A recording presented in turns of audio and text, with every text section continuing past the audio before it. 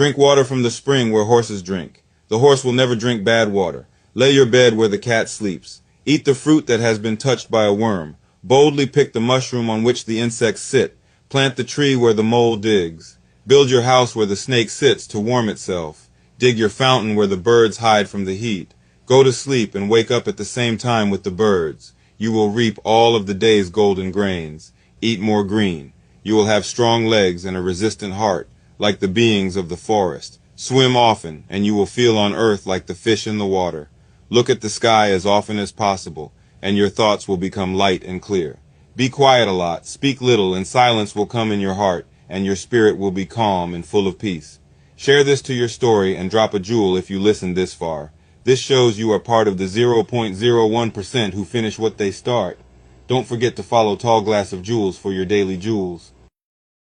This tree, known as the baobab, stands out as the most unique tree in the world.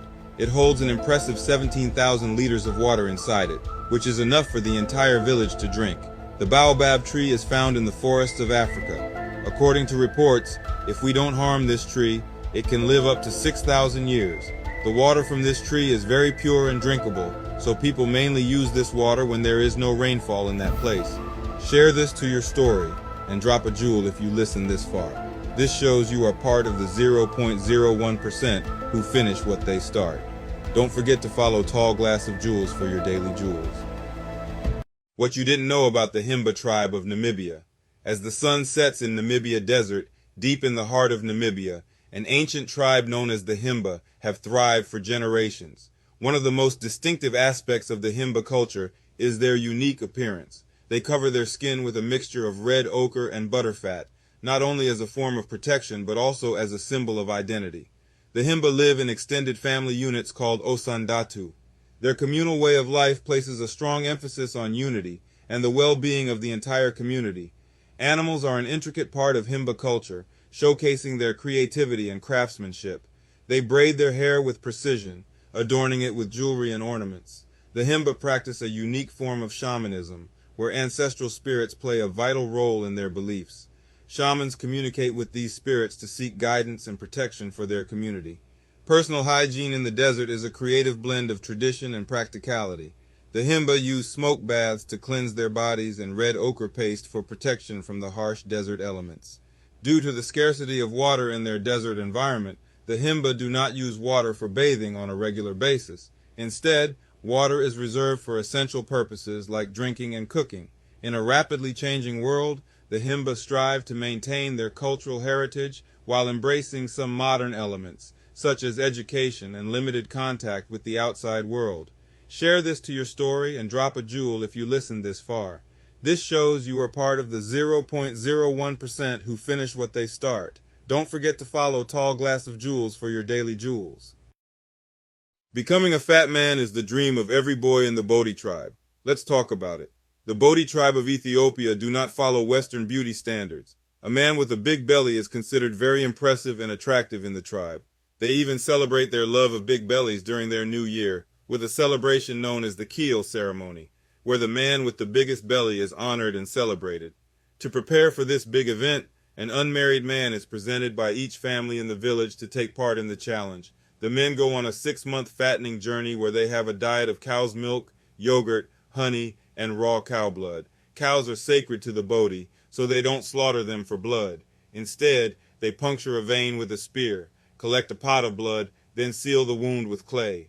During the weight gain diet, the men avoid almost any physical activities, spending all of their time in huts being fed by their women.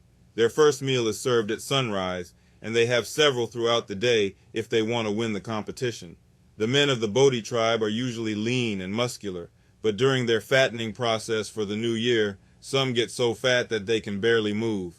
On the day of the festival, which usually takes place in June or July, the men cover themselves in clay and ashes and parade their bellies for everyone to see, including women seeking potential future husbands. The tribe's men vote for the one with the most protruding belly, and the winner is named Fat Man of the Year. The only prize for winning the fattening contest is fame and respect, but this is such a high honor for the Bodhi that winners are considered local heroes for the rest of their lives. After the festival, the men's stomachs shrink back down to their normal size within a few weeks, and the next group of unmarried men will be chosen to take part in next year's competition. Share this to your story and drop a jewel if you listen this far. This shows you are part of the 0.01% who finish what they start. Don't forget to follow Tall Glass of Jewels for your daily jewels.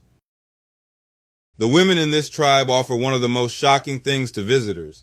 Women in the Himba tribe are some of the most beautiful and open in the world. They are a polygamous and semi-nomadic tribe known for their red skin, their unique hairstyles, and for not showering or bathing.